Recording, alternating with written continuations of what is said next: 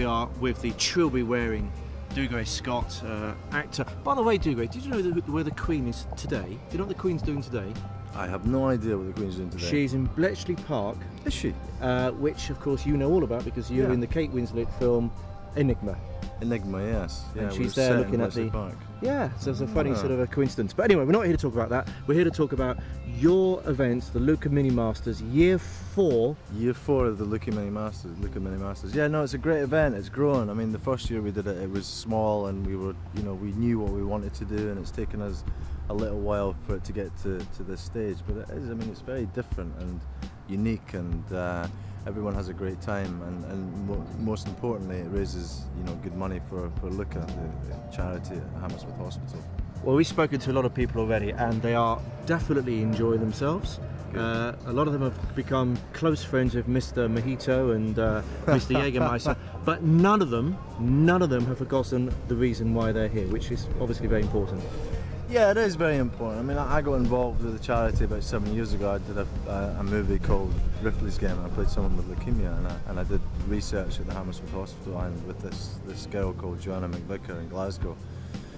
And I got to know her very well and her family, and you know, I introduced her to John Goldman, who's a professor at Hammersmith Hospital. He's now semi-retired, but she unfortunately passed away, and you know, when they asked me to become patron, I wanted to try and do something and raise some money for the charity. So, you know, I'm a huge golf fan, so I thought I'd try and do a golf tournament. I didn't know what kind of golf tournament I wanted to do, and then Dan Davis, my friend, he came up with the idea for a par 3 tournament, and you know, he coined the phrase, you know, the unofficial 5th master in rock and roll golf, and you know, it's like a summer garden party with live music and golf.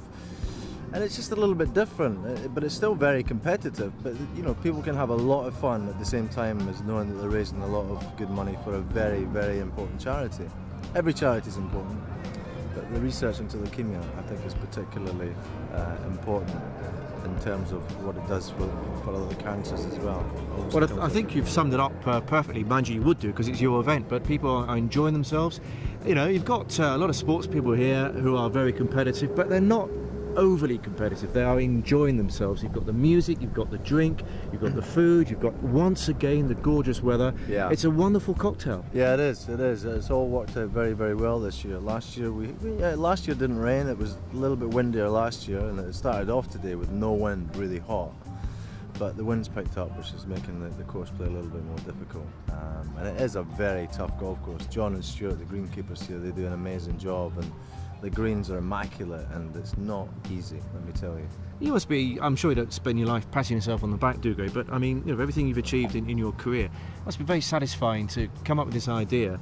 And I mean, who would have thought when you came up with the idea, we'd be here, not you and me this moment, but we'd be here in year 4, and it's got bigger and bigger and bigger. Yeah, I know. We as I said to you before, we didn't have any idea what it would become, but obviously the most important thing is to raise as much money as possible. So we have the auction tonight, which is very important. We're hoping to raise a lot of money, and people are really generous, not just the celebrities who give their time to play in it, but all the sponsors. And Ian Potter Design, he's put up a fantastic prize for the auction, which is a 4-ball with him at Lake Nona.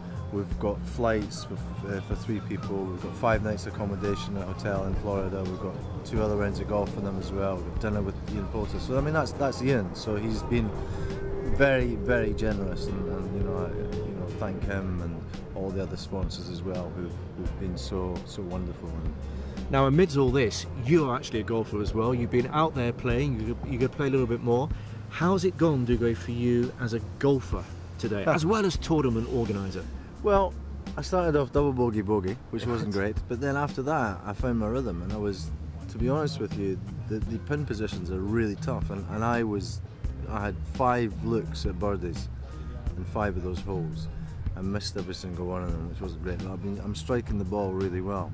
Well, you see some great body language from you. The agony of the putt that just goes. The legs have buckled, the head's gone in the air. Oh. I mean, it's really hurt. I know it is. It's painful. Unlike everyone else, I'm incredibly competitive, and I want to win. Well, you mentioned that. We must remind you that this time last year we stood in this very fairway, and you told us that Hibs would be in the Champions League. Cleverly, you didn't qualify which year, did you? did not qualify which year, and there's always time, let me tell you. We didn't. We actually finished 10th in the league last year. We didn't win the Scottish Cup, which we haven't won for over 110 years, so I can only be hopeful and optimistic about my football team. So hopefully, you know, next season we'll do better than what we did last season. Tell you what, when, not if, when the success comes, how much more satisfying and enjoyable will that be than if you're a boring old firm fan who expects to win everything every year? Oh, I know. My wife tells me you should just change your team, but she doesn't understand, you know, that Can't do that. part of being a football fan is the agony as well as the ecstasy. It's a life sentence. It is, and I'd quite like to have a little bit more ecstasy than I had over the most recent years, but I live in hope, you know, so one day we'll win the Scottish Cup. Well, let's hope that this time next year the sun will be shining, we'll all be here, we'll be in year 5, and you'll be smiling and telling us, I told you so. I hope so. Thank you very much indeed for coming down. Well done, good luck. Thank you.